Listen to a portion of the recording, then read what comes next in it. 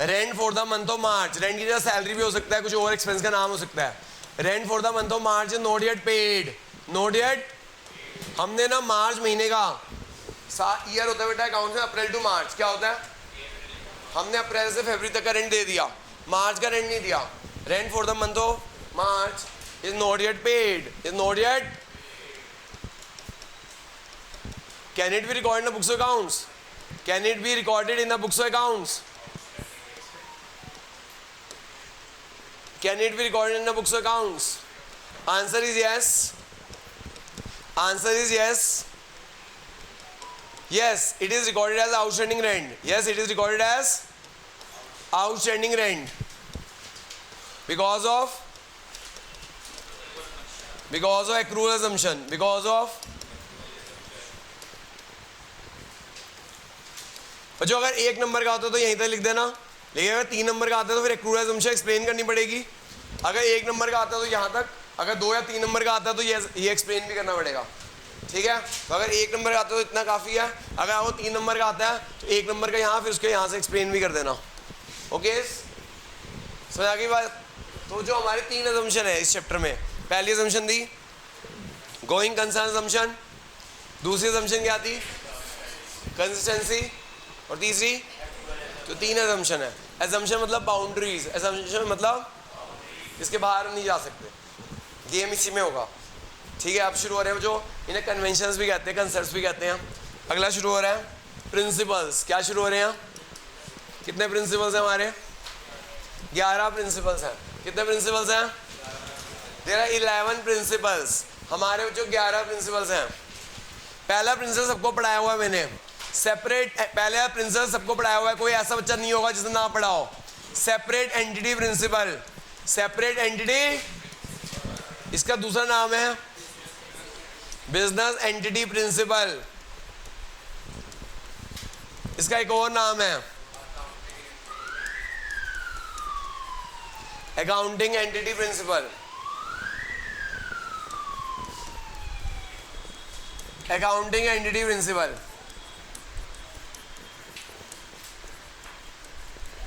ठीक है जो। तो separate entity principle, accounting entity principle और बिजनेस एंटिटी प्रिंसिपल। देखो जो ये प्रिंसिपल क्या कहते हैं सबको पता है। हाँ जी रिद्धि मैडम, क्या कहता है प्रिंसिपल? पढ़ाया था आपको अकाउंटिंग विषय की पहली क्लास में, क्या कहता है? क्या याद नहीं? ये कहता है कि business is separate and distinct from A owner. Business is separate, business अलग है, separate and distinct from its owner. जब आप अकाउंट लिखोगे तो बिजनेस को सेपरेट मानोगे और डिस्टिंक्ट मानोगे उसके ओनर से। आप बिजनेस को एक आर्टिफिशियल पर्सन ट्रीट करोगे। Business is a artificial person, business is a, business को एक आर्टिफिशियल पर्सन मानोगे, बिजनेस को आप एक आर्टिफिशियल पर्सन मानोगे। और जो हमें ट्रांजेक्शन रिकॉर्ड करनी होती है वो किसके पॉइंट ऑफ व्यू से करनी होती है? बिजनेस के पॉइंट ऑफ व्यू से करनी होती है। Note the point of view of, तो जी हाँ, we have to record the transactions, we have to record transactions from the point of view of,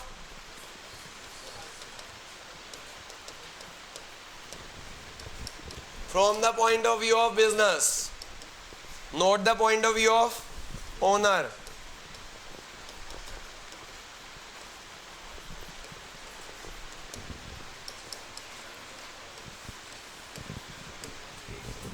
ठीक है बच्चों, फॉर एग्जाम्पल मैंने आपको बहुत बार एग्जाम्पल भी दिया कि मैंने यहाँ का एसी खरीदा, क्या ये रिकॉर्ड होगा? यस। मैंने घर के लिए एसी खरीदा, क्या रिकॉर्ड होगा? नहीं, क्योंकि वो घर की ट्रांजेक्शन है। मैंने इलेक्ट्रिसिटी बिल यहाँ का पे किया, क्या रिकॉर्ड होगा? यस। घर का पे किया, क्या रिकॉर्ड होगा? नो।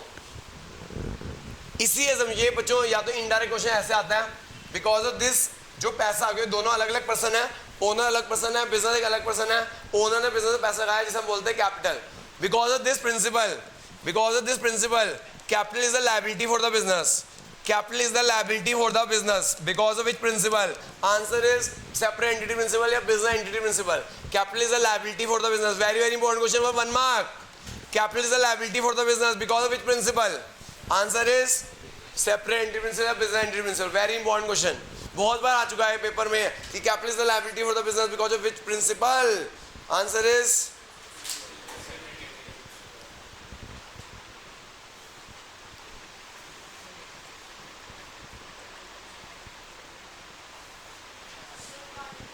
क्या? पिलाते हैं पानी. किससे सर बिना पानी? एक बच्चों बिना बस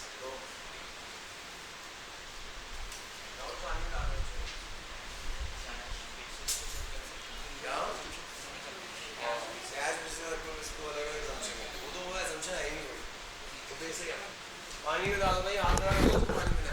मेरा पीना भाई. तो वो जो capital is the liability for the business and owner is entitled to, owner ने इन्वेस्ट किया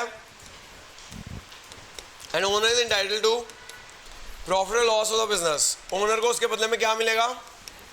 प्रॉफिट और लॉस मिलेगा. समझ आ गया बच्चों बात?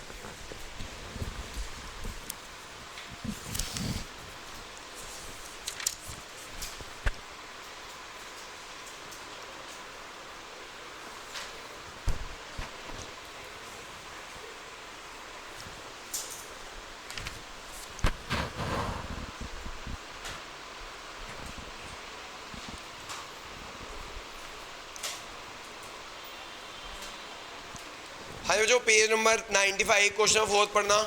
पेज नंबर 95 क्वेश्चन नंबर 4 पढ़ो. Page number 95 question number 4. Page number 95 question number 4. Under which concept owner of the business is treated as creditor to the extent of capital. हाँ जी, under which concept owner of the business is creditor. Creditor मतलब liability to the extent of is capital. Separate entity principle या business entity principle. ठीक है. इसका एक और indirect question आता है जो, हाँ जी बच्चों इधर देखिएगा, इसका एक और इनडायरेक्ट क्वेश्चन आता है क्या कि ना owner purchase a refrigerator. Owner purchase a for domestic use, for घर के लिए. डोमेस्टिक मतलब घर के लिए. Out of business cash, out of, can it be recorded as fixed asset in the books of accounts? Can it be recorded? मेरे को और देती हो भाई इसी क्लास में और देती हो पानी. Can it be recorded? Can it be recorded as fixed assets in books of accounts?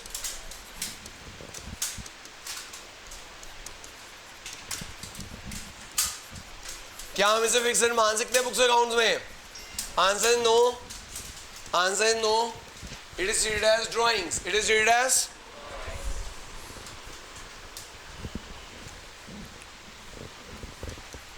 No it is treated as drawings.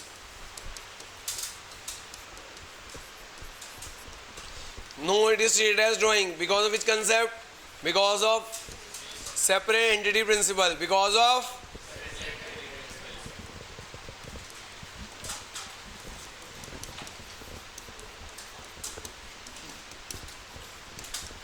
समझ आ गया बच्चों? नेक्स्ट प्रिंसिपल कौन सा है? Money measurement principle. ठीक है जी.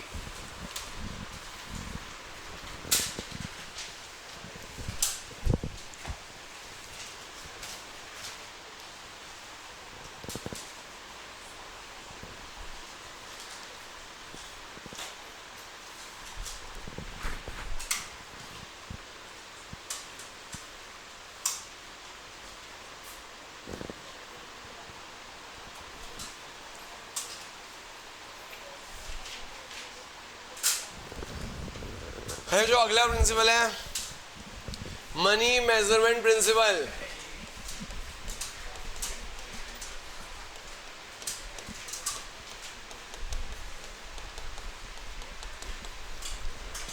Money measurement principle. ध्यान सुना जो मनी मेजरमेंट प्रिंसिपल क्या कहता है? Money measurement principle, account record only those transactions. भाई बाहर फेंका हो, ऐसे मत करो, अभी हाथ में पकड़े रहो. 5 बजे बाहर फेंक देना. Account record only those transactions. फिर भैया आवाज नहीं आनी चाहिए भाई, बाहर फेंक देना। Account record only those transactions, नहीं तो अगली बार से रूल बना दूंगा, यहाँ नहीं आएगा पानी, बाहर जाके पियो। Account record only those transactions, account record only those transactions which can be measure in money terms. जो चीजें मनी की टर्म्स में मेजर हो सकती हैं वही चीजें हम रिकॉर्ड करते हैं। Account record only those transaction which can be measure in money terms. Money gives advantage है इसकी कि मनी गिव कॉमन यार्डस्टिक होती है जो बेंचमार्क। एडवांटेज है मनी गिव्स कॉमन यार्डस्टिक या बेंचमार्क कह सकते हो, यार्डस्टिक और benchmark to record all the transactions.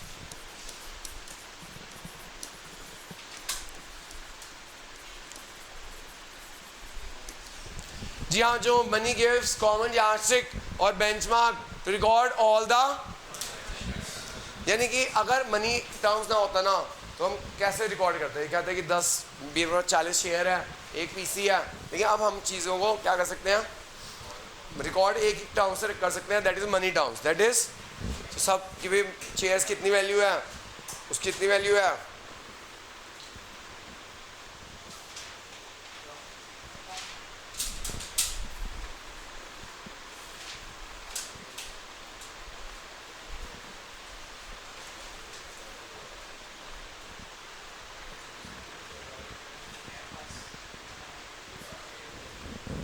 हाँ चलो। किसी डिसएडवांटेज क्या, लिमिटेशन क्या, 2 लिमिटेशन है इसकी। पहली लिमिटेशन है it does not record qualitative characteristics, it does not record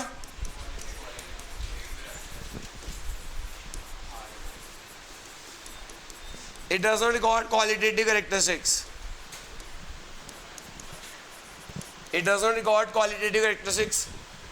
example, hardworking, honesty, goodwill, efficiency, inefficiency,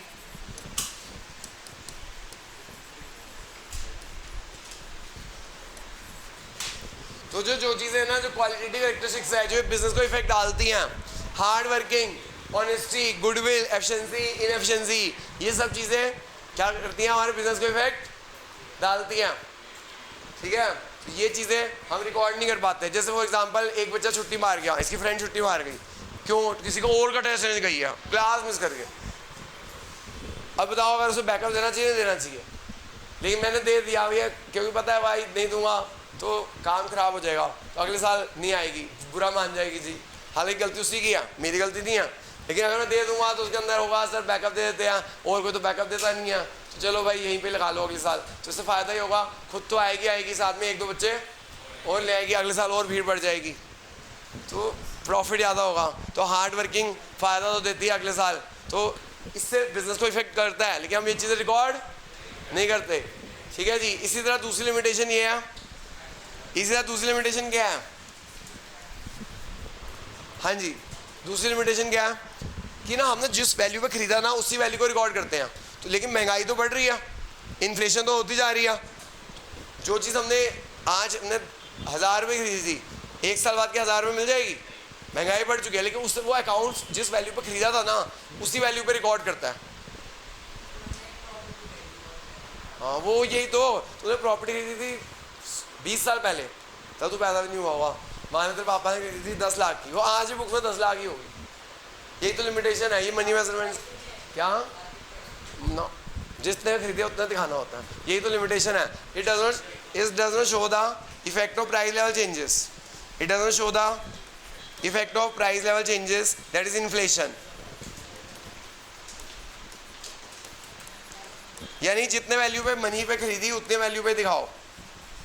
ठीक है बच्चों, तो ये इसकी एक लिमिटेशन है कि हम इन्फ्लेशन कंसिडर नहीं कर रहे, प्राइस लेवल चेंजेस कंसिडर नहीं कर रहे। एक इनडायरेक्ट क्वेश्चन देखो जी कैसा आएगा, पेज नंबर 97, पेज नंबर 97, 28 का थर्ड पार्ट, 28 के बी का थर्ड पार्ट, 28 के बी का थर्ड पार्ट देखो पेज नंबर 97 पे, पेज नंबर 97 पे 28 के बी का थर्ड पार्ट देखना क्या लिखा हुआ है। The management of the firm is remarkably incompetent, management incompetent है, so the firm accountant can not take into account while preparing the books of accounts. Management incompetent है यानी कि बेकार है, इनएफिशिएंट है। क्या हम इसे बुक्स के अंदर रिकॉर्ड कर सकते हैं? Answer no, because of which principle? Money measurement principle. Incompetency is a qualitative characteristics, incompetency is a which cannot be recorded in the books of accounts। ऐसी efficiency, inefficiency ये सब चीज़ें क्या हैं? qualitative characteristics हैं। ये चीज़ें हम record because of money measurement principle। ऐसे एक indirect question आ सकता है कि भैया महंगाई बढ़ गई है तो लेकिन हमने उसी वैल्यू पर रिकॉर्ड कर रखा है, तो because of which principle we can not record money measurement principle. ठीक है जी, अगला प्रिंसिपल कौन सा है बुक में? Accounting period principle. आज का लास्ट प्रिंसिपल जो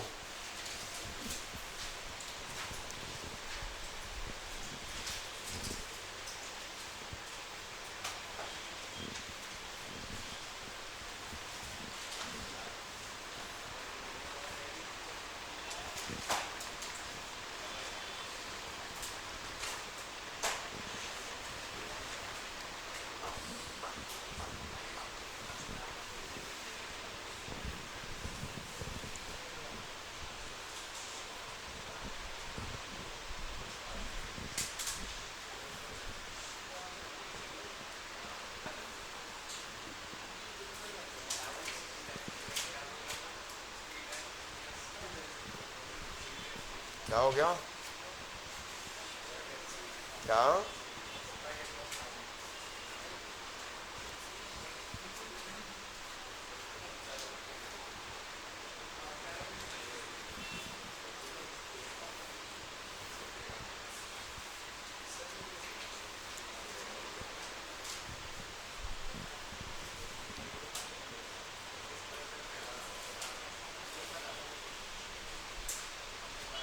जो अगला प्रिंसिपल है पीरियोडिकल प्रिंसिपल।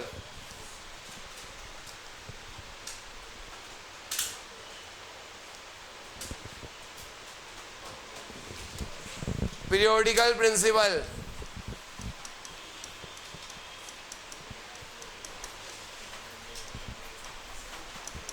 पीरियोडिकल प्रिंसिपल क्या कहते हैं?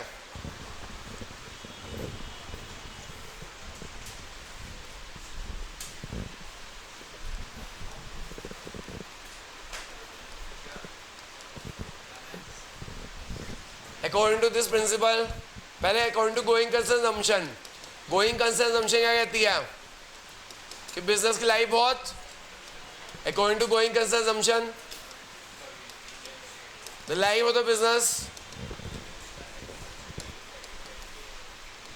Is indefinite.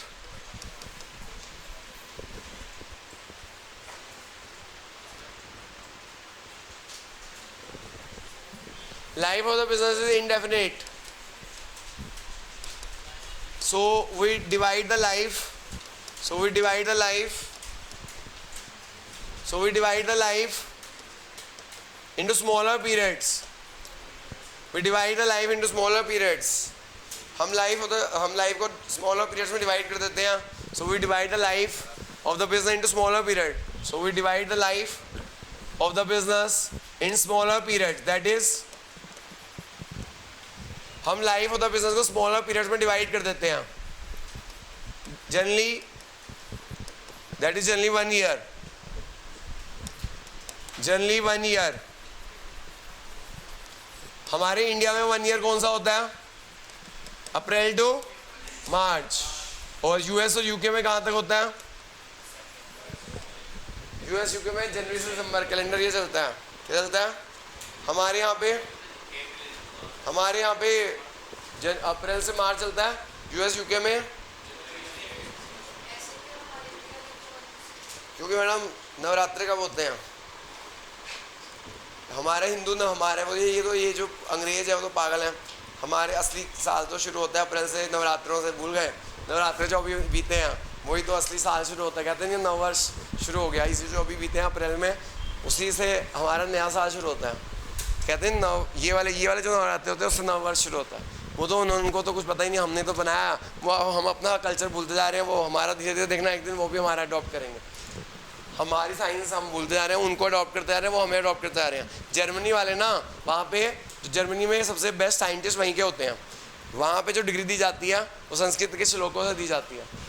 सारी जो लैंग्वेजेस की जो ओरिजिन है ना वो संस्कृत से है।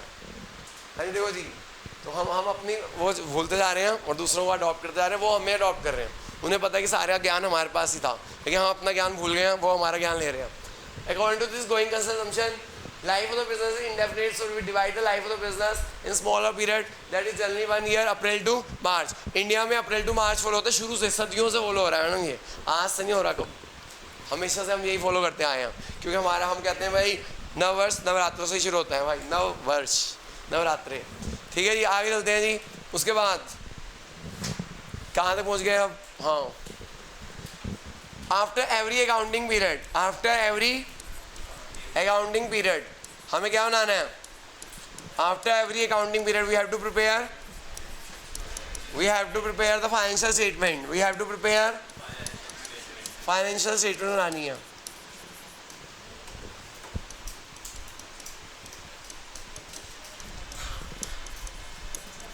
That is trading P&L balance sheet.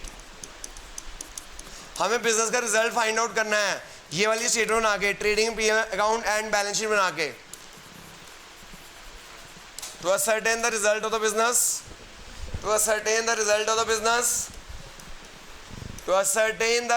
business and financial position। अगर बच्चों ये प्रिंसिपल ना होता तो बिजनेस का रिजल्ट कब निकलता और बैलेंस शीट कब बनती? अगर ये प्रिंसिपल ना होता तो हम बिजनेस का रिजल्ट कब निकालते? जब बिजनेस एंड हो जाता, लेकिन अब हमें हर साल के बाद बिजनेस का रिजल्ट निकालना पड़ता है और बैलेंस शीट बनानी पड़ती है। अगर ये प्रिंसिपल ना होता तो कब निकालते? जब बिजनेस एंड हो जाता। इनडायरेक्ट क्वेश्चन देखो जी, आज के last question, page number 97, question number 24, page number 97, 24 का ए, पेज नंबर 97, 24 का ए, पेज नंबर 97, 24 का ए। बच्चों एक इंफ्रास्ट्रक्चर कंपनी है, हाईवे बना रही है, इसको बनाने में 4 साल लगेंगे। बैंक के पास पहुंची, बैंक ने रिक्वेस्ट किया अपनी फाइनेंशियल स्टेटमेंट ले आओ, अपने प्रॉफिट लॉस और बैलेंस शीट ले आओ। वो कह रहे हैं अभी तो हमारा काम पूरा नहीं हुआ, 4 साल बाद कंप्लीट होगा। जब 4 साल काम कंप्लीट हो जाएगा तब बनाएंगे फाइनेंशियल स्टेटमेंट। क्या कंपनी करेक्ट है? नहीं, कंपनी इनकरेक्ट है because of periodical principle. Periodical principle क्या कहता है? हमें हर साल बनाने हैं, इससे कोई फर्क नहीं पड़ता कि बिजनेस कब एंड होगा। हम तो कह ही रहे हैं बिजनेस तो एंड होगा ही नहीं अभी, ठीक है। तो इसलिए हमें because of periodical principle we have to prepare the financial statement every year. ठीक है जी, धन्यवाद। आज की क्लास ओवर, लीव कर देना।